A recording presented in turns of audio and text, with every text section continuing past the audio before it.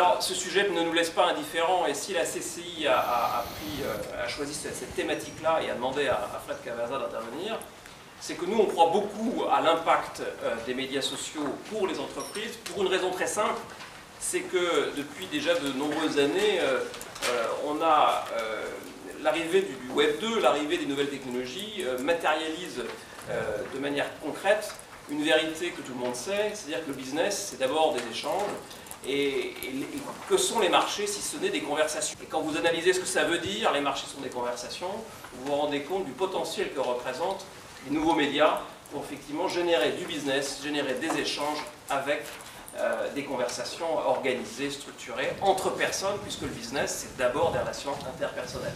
D'où l'importance effectivement de ces médias. Moi, il y a une donnée qui m'intéresse et qui est particulièrement significative, c'est celle-ci. C'est le fait qu'aujourd'hui, les usages des médias sociaux dépassent ceux des contenus pornographiques.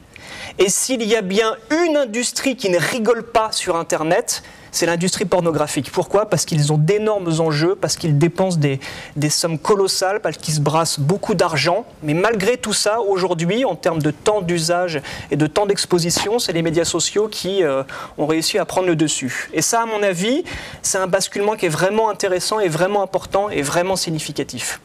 Une distinction entre médias traditionnels et médias sociaux. Donc sur les médias traditionnels, on a un émetteur, une station de radio, une chaîne de télévision, un organe de presse, qui émet un message, on va dire, contrôlé à un public de façon indifférenciée. Avec les médias sociaux, on a tout un tas d'interlocuteurs et d'acteurs potentiels. Donc n'importe qui peut prendre la parole. Dans les faits, il se trouve que il y a des sociétés qui ont des gros moyens et qui parlent plus fort que les autres. Maintenant, potentiellement, c'est les mêmes outils qui sont utilisés par Nike, Starbucks ou par le Kidam moyen. Il est important également de savoir que les médias sociaux, c'est, encore une fois, je l'ai dit au démarrage, c'est pas que Facebook, c'est tout un tas de types de services différents qui ont des mécaniques sociales différentes. Alors concrètement, quel est l'impact des médias sociaux pour une entreprise ou pour une marque? Le premier, ça va être un changement de mentalité, notamment au niveau des pratiques de communication. Jusqu'à présent, sur les 50 dernières années, ce qu'on a pratiqué, c'est ce que j'appelle le marketing de l'interruption. À savoir, vous êtes en train d'écouter une émission de radio, vous êtes en train de regarder la télévision, paf, coupure pub, vous n'avez pas d'autre choix que d'écouter le message publicitaire qu'on vous envoie, pour que ça fonctionne. Aujourd'hui, donc en 2011 et après, on arrive sur d'autres types de pratiques, ce que j'appelle le marketing de la participation ou de l'engagement, où là on va essayer de faire en sorte d'inviter quelque part les clients et les prospects à rejoindre une conversation, une discussion, un processus d'amélioration des produits. Donc on va les inviter à échanger avec un représentant de la marque. Tout ça, ça veut dire que concrètement, au quotidien, vous qui devez gérer une marque ou qui devez gérer une entreprise, si vous souhaitez investir les médias sociaux, et vous avez toutes les raisons de le faire, il va falloir vous retrousser les manches. Pourquoi? Parce que les médias sociaux sont quand même des territoires d'expression assez neufs, sur lesquels il n'y a pas de pratique réellement mature.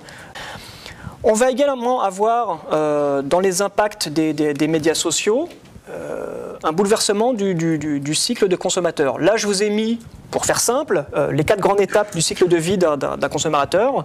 Le suspect qui a soit un a priori envers votre marque ou votre produit, soit qui n'est pas dans votre zone de chalandise.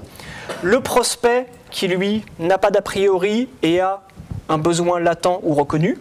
Le client qui a acheté vos produits et le client fidèle qui a acheté plusieurs fois vos produits.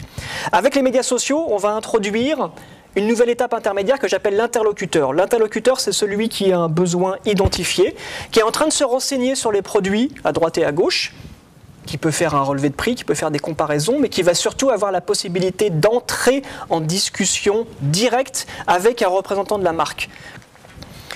Alors concrètement, comment est-ce qu'on s'organise pour aller sur ces fameux médias sociaux? Maintenant qu'on a parlé des opportunités, maintenant qu'on a parlé des outils, maintenant que je vous ai expliqué que c'était pour tout le monde, les petits, les gros, les organisés, les pas organisés, les motivés, les pas motivés, et ainsi de suite.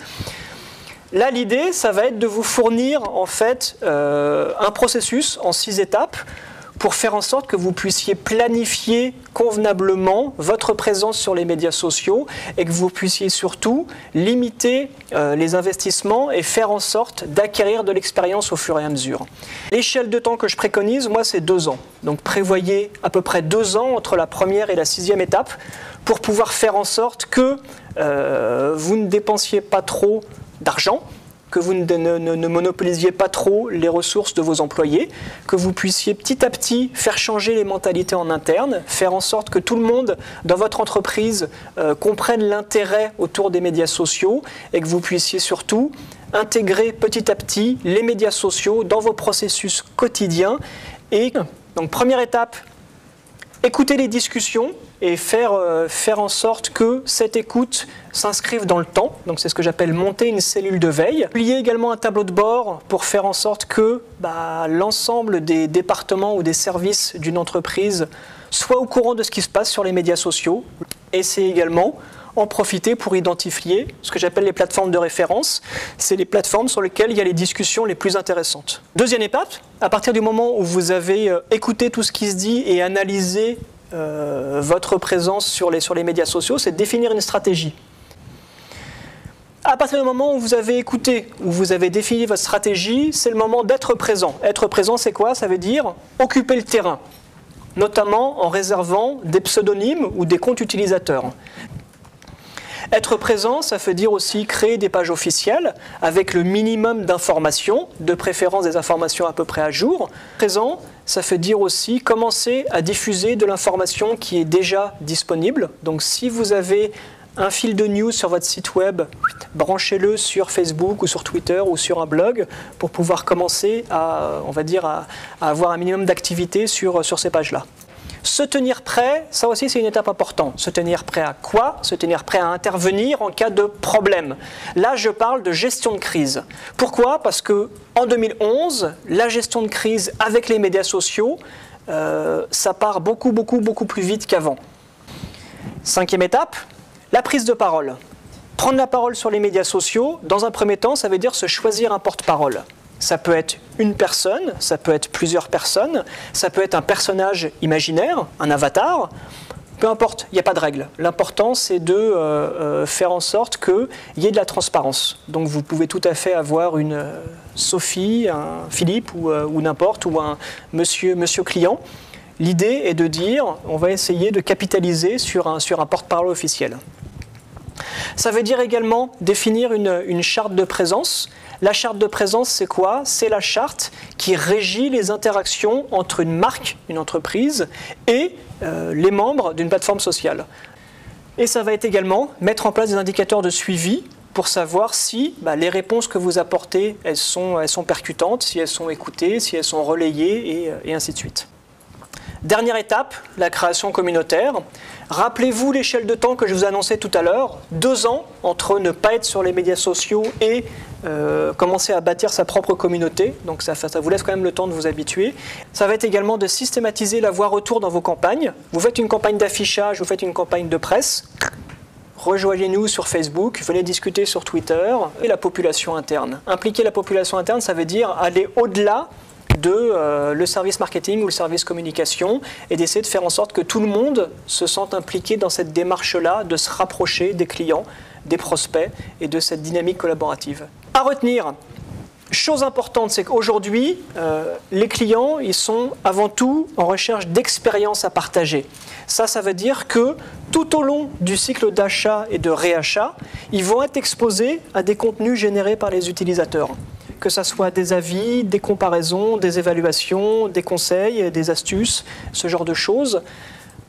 Dans leur quotidien, les internautes vont être exposés au travers des médias sociaux à des recommandations, des critiques, des avis positifs, négatifs, neutres ou autres.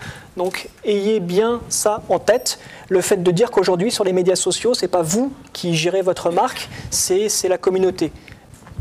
Autre chose, avec les médias sociaux, on a vraiment un décloisonnement par rapport aux métiers traditionnels. C'est très schématique, mais là, grosso modo, l'innovation était prise en charge par la R&D, l'offre était faite par le marketing, la communication se chargeait de promouvoir l'offre, la distribution était prise en charge par le merchandising, le commerce s'occupait des ventes, et ainsi de suite. Avec les médias sociaux, on a vraiment un décloisonnement de tous ces métiers, et on a potentiellement une matière première qui peut intéresser tous les départements de l'entreprise.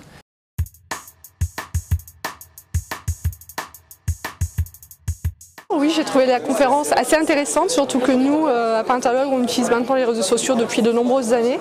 On a commencé par tout ce qui était médias professionnels, tels que LinkedIn, Facebook, et puis Viadeo, Twitter, également pour le recrutement dans la société.